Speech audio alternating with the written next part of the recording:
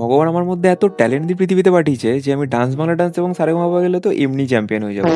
ওই জন্য আমাকে এমন একটা শো চুজ করতে হবে যেটাতে গেলে একটু ফেয়ার কম্পিটিশন। তাই পরীক্ষা দিতে যাওয়ার আগের মতো বাপ্পাকে প্রণাম করে আমি চলে যাই আমাদের বাড়ির পাশের একটা ক্লাবে, যেখানে এবার জি বাংলা দাদাগিরির জন্য অডিশন আয়োজন করা হয়। আর এক্সাইটমেন্টে এত আগে চলে গেছি যখনও কেউই এসে পৌঁছে। যদিও আমি তো ইমাজিন করে গেছিলাম ছোট থেকে, যেরকম ভিডিও দেখে এসেছি অডিশনগুলোর, যে এত বড় বড় লাইন হবে।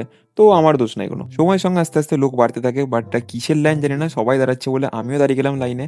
বাট বিনা ব্যাঘাত ঘটে এত সুন্দরভাবে শান্তশিষ্টভাবে একটা কাজ কি করে হচ্ছে আমার। হ্যাঁ, এই তো বৃষ্টি স্টার্ট হয়েছে, এবার ঠিক আছে। যদিও আমি ছাতাটাতে কিছু আনিনি, বাট শেডের নিচে দাঁড়িয়ে কোনো মতে একটু বৃষ্টি থেকে বাঁচছিলাম, বাট স্টিল গা হাত পা ভিজে গেছিল।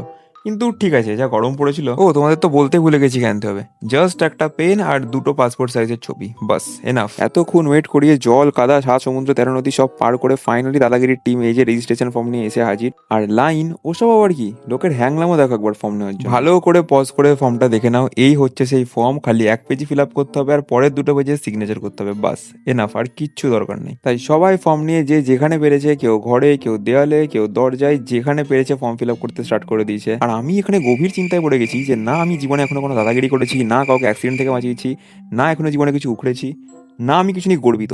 এই দুটোতে লিখবো অডিশন অর্গানাইজ হচ্ছে আর ঝামেলা হবে না, এটা কোনোদিনও হতে পারে?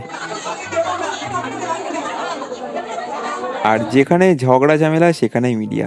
একটু ঝগড়া হতে না হতেই ক্যামেরা নিয়ে চলে এসছে মালগুলো। বেচারা ভাইকে দেখেই খারাপ লাগছে, রোদের মধ্যে টাওয়াল মাথায় দিয়ে দাঁড়িয়ে আছে আর আমি এখানে শেডের মধ্যে ছায়াতে দাঁড়িয়ে আছি। বাট কিছু করার নাই, ছোটদের আলাদা লাইন। এই তো এতক্ষণ ওয়েট করার পর ফাইনালি চলে এসেছি কাছে।